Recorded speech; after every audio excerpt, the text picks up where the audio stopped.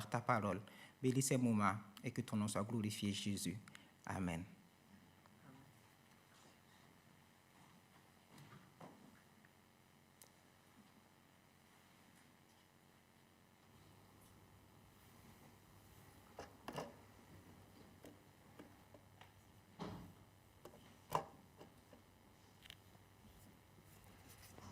Bonjour à chacun. Est-ce qu'on m'entend bien? C'est parfait. On a un nouveau micro-cravate, donc on va essayer de l'utiliser à bon escient.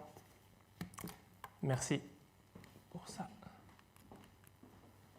Bonjour à chacun. Bonjour à vous qui êtes ici en présentiel. Bonjour à ceux qui nous suivent sur YouTube. Je m'appelle Philippe. Je suis un des responsables ici du groupe de jeunes. Et puis j'ai le privilège aujourd'hui, ce matin, d'apporter la parole de Dieu et de pouvoir essayer de l'expliquer, de pouvoir essayer de l'appliquer. Et aujourd'hui, nous continuons dans la série sur 1 et 2 Samuel. Et la série porte sur le thème suivant « J'affermirai pour toujours le trône de son royaume ». Et ce matin, nous allons lire un texte dans 1 Samuel 24. Mais juste avant, je voudrais préciser un peu la relation entre les deux personnages qui se font face, Saül et David. Saül est roi d'Israël. Et alors qu'il commet une faute irréparable, le prophète Samuel prévient Saül qu'il ne sera plus roi d'Israël. À partir de ce moment-là, l'esprit de l'Éternel qui est sur Saül part, et puis Dieu permet que l'esprit de l'Éternel soit sur David. Et juste après, Dieu dit au prophète Samuel d'aller oindre au roi David. Mais tant que le roi Saül sera encore en vie, David ne sera pas présenté devant tout le peuple Israël et ne sera pas couronné roi devant tout le peuple. David et Saül font ensuite connaissance, et lors de leur première rencontre, David est porteur d'âme. De Saül, il est aussi harpiste, musicien. Il pourrait jouer bien des instruments qui sont là. Et quand David joue, l'esprit mauvais qui est envoyé par Dieu sur Saül s'éloigne de Saül. Et David affronte ensuite le géant Goliath. Et suite à cette grande victoire, Saül confie de plus en plus de batailles à David. Et David devient un grand chef de guerre. Et il gagne de plus en plus de guerres. Et la réputation de David n'est plus à faire. Il devient le nouveau héros du pays. Et ça, Saül ne l'avait pas prévu. Il ne veut pas que quelqu'un lui fasse de l'ombre. Et au fil des jours grandit en Saül une irritation, une haine, une colère, une jalousie envers David. Et depuis ce moment, et pendant des jours et des semaines, David est pisté, traqué, menacé de mort à plusieurs reprises. Saül fait plusieurs fois des tentatives d'assassinat, que ce soit par lui ou par des soldats qu'il envoie. Et même si David est défendu par le fils de Saül, Jonathan, il est contraint de fuir. Saül fait fuir David. Mais Dieu ne permet pas de livrer David dans les mains de Saül, car à chaque fois, Dieu l'en délivre. Mais à l'inverse, dans ce chapitre, nous allons voir que Dieu permet de livrer Saül dans les mains de David. Et il y a une tension qui augmente au fil de ces chapitres. Et nous allons voir que cette tension est presque au maximum dans ce chapitre. Alors je vous invite à lire avec moi ce chapitre. Et le titre de la prédication, c'est « Soyons justes en attendant la justice de Dieu ». Je lis dans 1 Samuel, chapitre 24. De là, David monta vers les falaises d'En-Gedi, où il habita. Lorsque Saül fut de retour après avoir poursuivi les Philistins, on vint lui dire « David est dans le désert d'En-Gedi ». Saül prit 3000 hommes d'élite, choisis sur tout Israël, et il alla à la recherche de David et de ses hommes, jusque sur les rochers des bouquetins. Il arriva à des parcs à brebis qui étaient près du chemin. Là se trouvait une grotte où il entra pour satisfaire un besoin naturel. David et ses hommes se trouvaient au fond de la grotte. Les hommes de David lui dirent « Voici le jour où l'Éternel te dit « Je livre ton ennemi entre tes mains, traite-le comme tu le jugeras bon. » David se leva et coupa doucement le pan du manteau de Saül. Après cela, il sentit son cœur battre parce qu'il avait coupé le pan du manteau de Saül. Il dit à ses hommes « Que l'Éternel me garde de commettre une telle action contre mon Seigneur.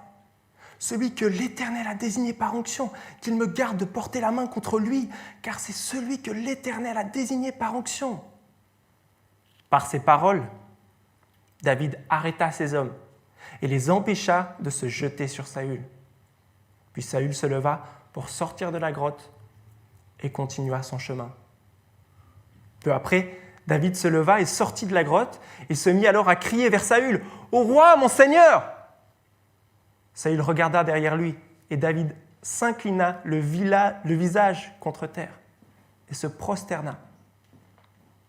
David dit à Saül « Pourquoi écoutes-tu les propos de ceux qui prétendent que je cherche ton malheur ?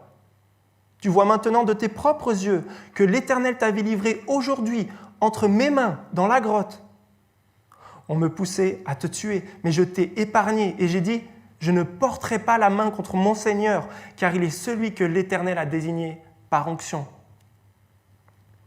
Regarde mon père, regarde donc le pan de ton manteau dans ma main. J'ai coupé le pan de ton manteau, mais je ne t'ai pas tué. Sache et reconnais donc qu'il n'y a dans ma conduite ni méchanceté, ni révolte, et que je n'ai pas péché contre toi. Et pourtant, tu me dresses des embuscades pour m'enlever la vie. L'Éternel sera juge entre toi et moi, et il me vengera de toi. Mais je ne porterai pas la main contre toi. Des méchants vient la méchanceté, dit l'ancien proverbe. Aussi, je ne porterai pas la main contre toi. Contre qui le roi d'Israël s'est-il mis en marche ? Qui poursuis-tu ? Un chien mort ? Une puce ? L'Éternel jugera et prononcera son verdict entre toi et moi. Il regardera et il défendra ma cause. Il me rendra justice en me délivrant de toi. Lorsque David eut fini d'adresser ses paroles à Saül, celui-ci lui dit « Est-ce bien ta voix, mon fils David ?» Et Saül se mit à pleurer tout haut. Il dit à David « Tu es plus juste que moi, car tu m'as fait du bien, alors que moi, je t'ai fait du mal. Tu démontres aujourd'hui la bonté avec laquelle tu agis envers moi, puisque l'Éternel m'avait livré entre tes mains et que tu ne m'as pas tué. Si quelqu'un rencontre son ennemi, le laisse-t-il poursuivre tranquillement son chemin ? Que l'Éternel te récompense pour ce que tu as fait pour moi aujourd'hui. Maintenant, je sais que tu régneras et que le royaume d'Israël tiendra solidement entre tes mains. Jure-moi donc par l'Éternel que tu ne détruiras pas ma descendance après ma mort et que tu ne supprimeras pas mon nom de ma famille. » David en fit le serment à Saül. Puis Saül retourna chez lui et David et ses hommes gagnèrent leur retraite.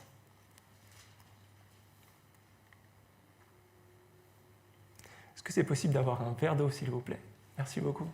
Quand il y a du stress un peu, quand il y a de la tension, c'est vrai que la gorge se noue et on a rapidement plus de salive. Je vous invite à partager ce chapitre en 3 parties. David est juste envers Saül. David obtiendra justice devant Saül. Saül reconnaît que David est juste. Première partie, David est juste envers Saül. Saül est informé sur le lieu où est David et il s'y rend pour le tuer. Et on estime que dans les grottes d'En-Gedi, des milliers de personnes peuvent s'y cacher ou résider. Et Saül a avec lui 3000 hommes d'élite. Saül a avec lui 3000 hommes d'élite et David a avec lui 600 hommes. Vous voyez le déséquilibre ? 3000 contre 600. Saül a 5 fois plus d'hommes que David. Et Saül emploie les grands moyens pour trouver et tuer David.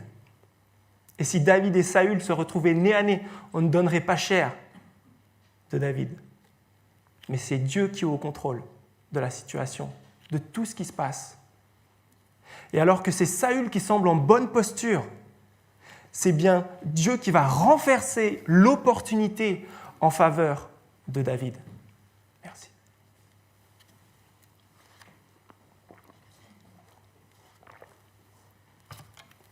C'est Dieu qui va renverser cette opportunité en faveur de David. Saül entre dans la grotte pour satisfaire un besoin naturel. Et David et ses hommes sont au fond de la grotte, juste derrière Saül. Un homme contre 600. Quelle incroyable opportunité pour David. Il va pouvoir enfin se venger de celui qui a plusieurs fois voulu tuer. Comme dirait l'expression, livré sur un plateau. Et les hommes de David ne sont pas bêtes, ils se rendent compte aussi de cette incroyable opportunité. Il ne faut pas la manquer. J'imagine la réaction des hommes de David, accroupis, en train de parler à leur chef de guerre. « Tue-le! David, tue-le !» 600 hommes qui peuvent parler comme ça et essayer d'influencer leur chef de guerre. Voici le jour où l'Éternel te dit « Je livre ton ennemi entre tes mains, traite-le comme tu le jugeras bon. » Mais les hommes de David font une mauvaise interprétation, une mauvaise lecture de la situation. On peut imaginer le scénario que ça aurait été si David avait tué Saül. C'est des hypothèses, mais peut-être que si David avait assassiné Saül, peut-être que Dieu n'aurait pas couronné David. Peut-être que les 3000 soldats de Saül auraient combattu contre les 600 de David. Pire encore, peut-être que la faveur de l'Éternel ne serait plus sur David pour ses prochaines batailles. Pire encore, peut-être que l'Esprit de Dieu n'aurait plus été sur David, comme ça a été le cas pour Saül, après sa désobéissance. Dieu ne présente pas cette opportunité à David pour qu'il tue Saül. Et d'ailleurs, Dieu ne pousse personne à pécher. Dieu ne pousse personne à aller contre sa volonté. Cette opportunité créée par Dieu dans cette grotte n'est pas prévue pour tuer Saül, mais bien pour former David dans l'attente de son futur couronnement, de son futur règne sur Israël. Et Israël n'a pas besoin, premièrement, d'un roi conquérant, guerrier qui dépasse tout le monde d'une tête comme Saül, mais Israël a besoin, premièrement, d'un roi qui craint Dieu plus que tout, d'un roi qui craint Dieu plus que 600 hommes derrière lui à vouloir l'influencer. David est juste dans cette situation. Il décide d'agir avec droiture, grâce, honneur envers son ennemi, envers son roi. David se lève et coupe doucement le pan du manteau de Saül. Vous avez vu sa réaction. Après cela, il sentit son cœur battre parce qu'il avait coupé le pan du manteau de Saül. Rien qu'en ayant coupé un petit bout du manteau de Saül, son cœur commence à battre de plus en plus fort. David craint d'avoir déjà porté atteinte au roi par cette action qui nous semble minime. Et il dit à ses hommes, « Que l'Éternel me garde de commettre une telle action contre mon Seigneur, celui que l'Éternel a désigné par onction, qu'il me garde de porter la main contre lui, car il est celui que l'Éternel a désigné par onction. » En gros, que l'Éternel me garde de faire plus que couper ce petit bout de tissu. Et avant tout, David a une grande crainte de Dieu. Et David veut honorer Dieu et honorer celui que Dieu a désigné par onction. Même si Saül a voulu le tuer à plusieurs reprises. Vous avez vu l'impact des paroles de David sur ces hommes. Grâce à ces paroles, il empêche ces hommes de se jeter sur Saül. Puis Saül, l'air de rien, il ne se doute de rien. Il se lève et il sort de la grotte. Donc nous avons vu David est juste envers Saül.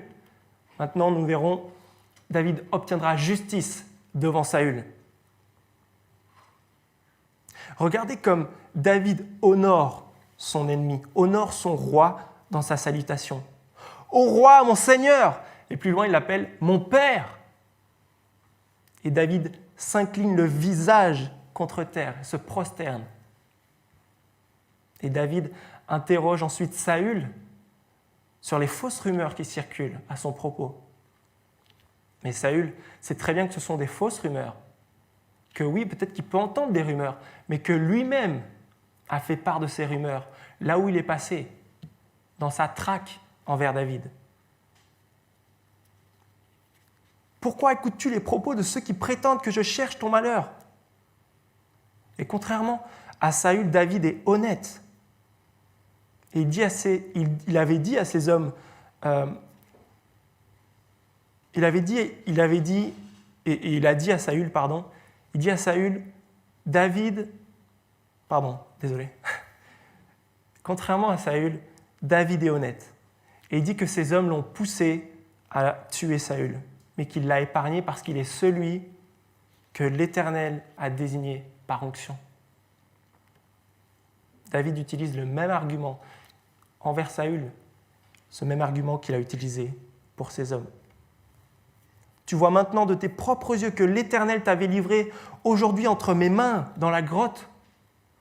On me poussait à te tuer, mais je t'ai épargné et j'ai dit, je ne porterai pas la main contre mon Seigneur, car il est celui que l'Éternel a désigné par onction. Puis David brandit la preuve de sa juste attitude, le bout de manteau déchiré.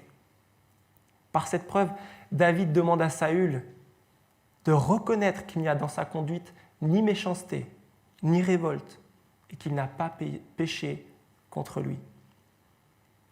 Et David justifie aussi son acte par une promesse de Dieu. Et c'est là le cœur du passage. David sait que ce n'est pas à lui de faire justice, mais qu'il va laisser Dieu faire justice.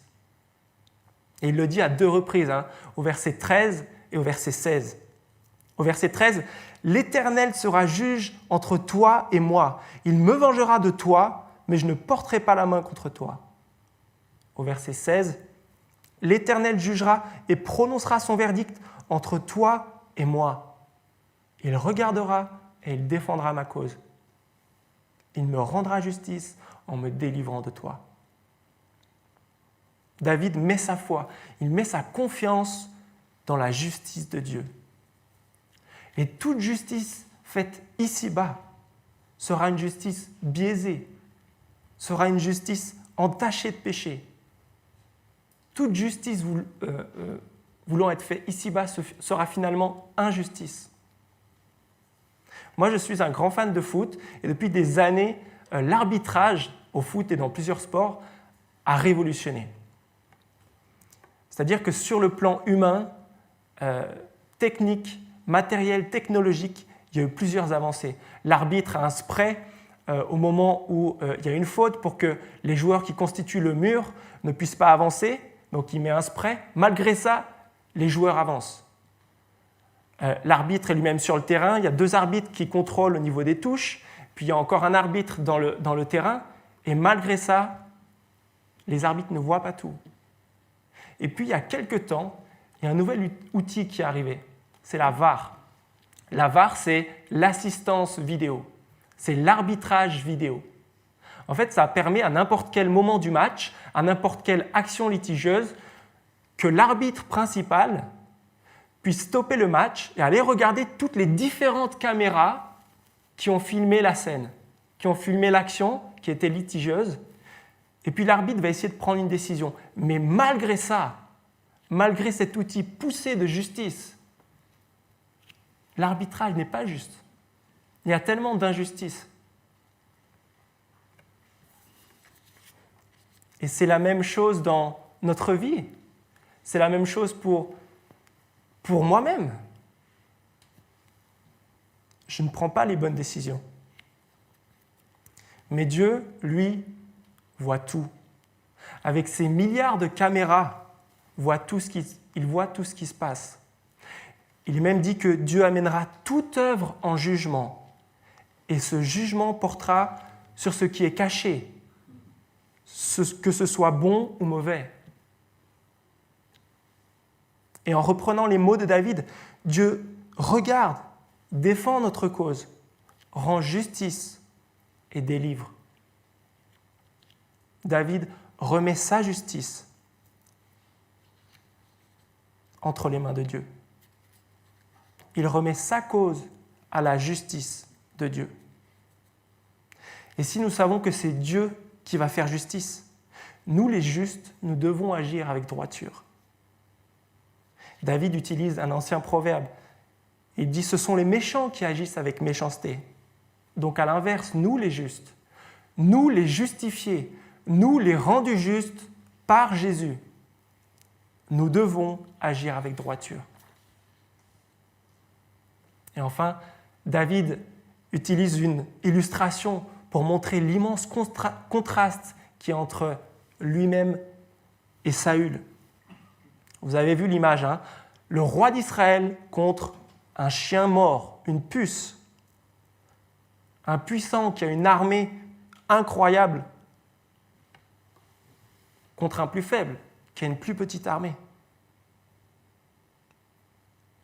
Une personne athlétique qui dépasse tout le monde d'une tête, qui est roi, contre un homme de 17 ans, qui finalement n'a pas vraiment de fonction particulière. Même s'il est chef de guerre, mais il est bien moindre au niveau de ce niveau hiérarchique. Il essaie de dire à Saül que Saül se trompe de combat à mener, que toutes les rumeurs qui pèsent sur la personne de David sont fausses.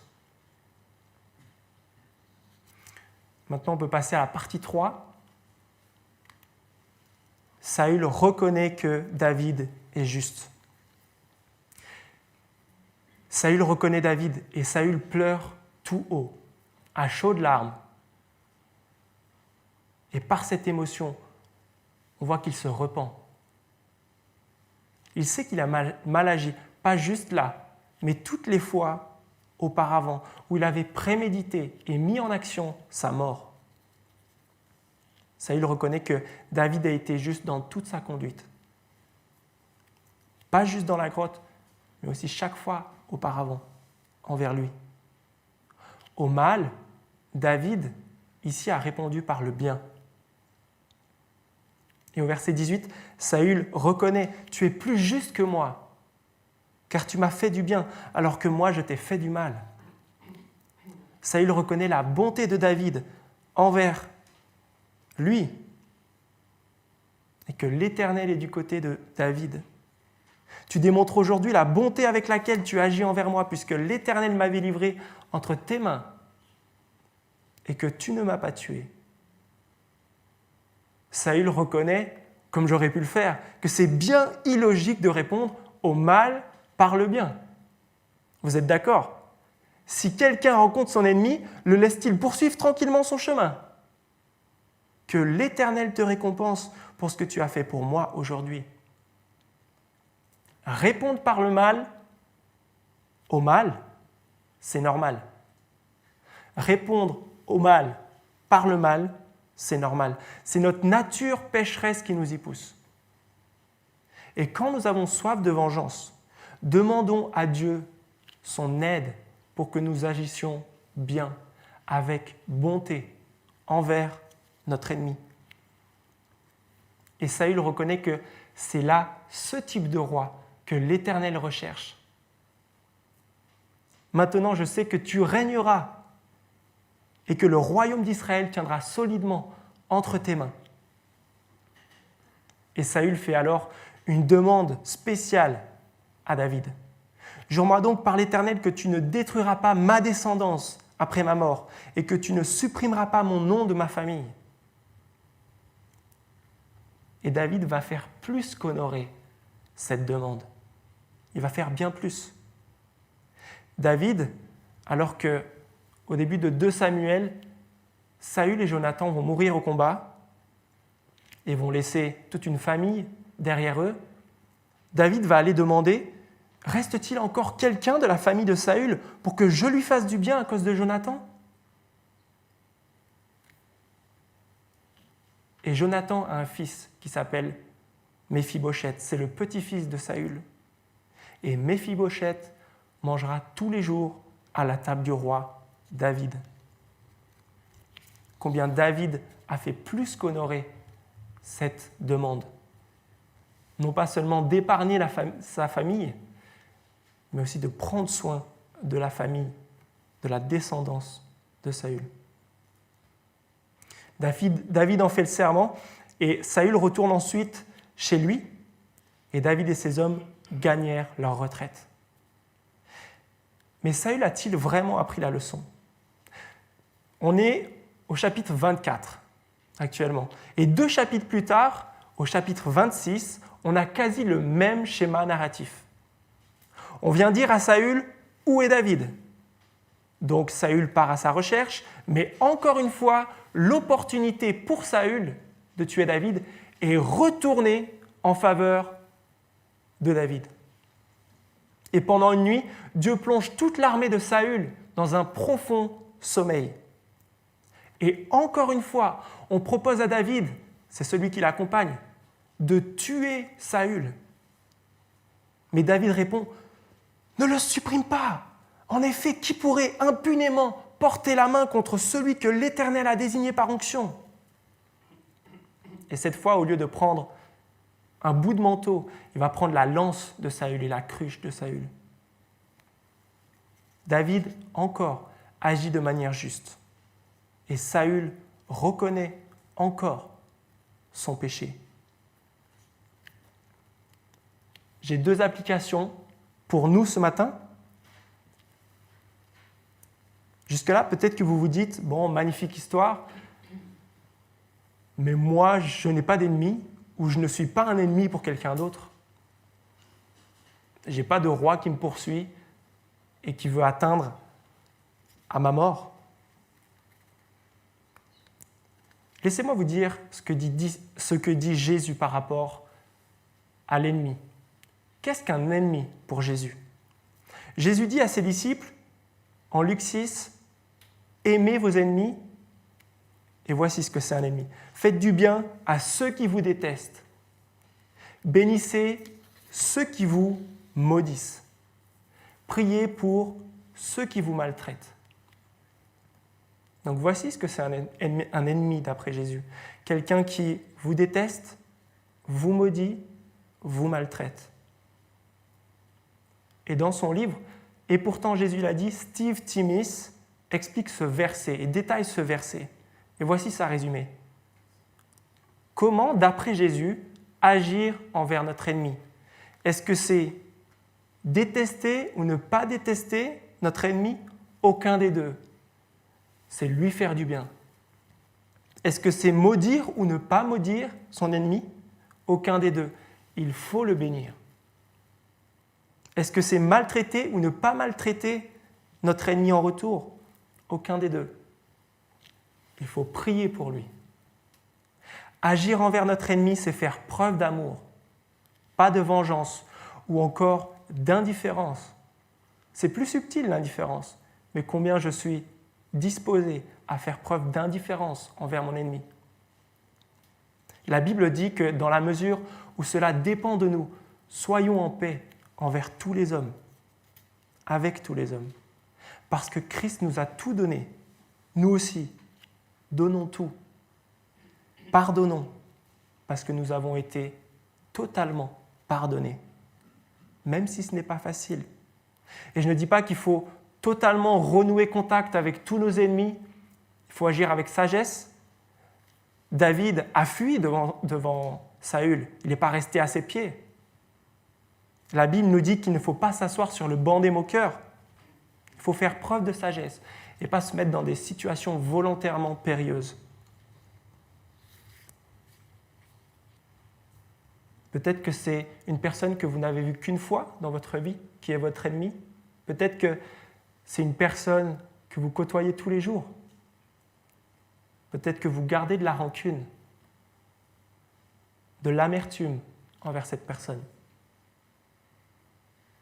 Mais Dieu veut que nous pardonnions nos ennemis, que nous aimions nos ennemis.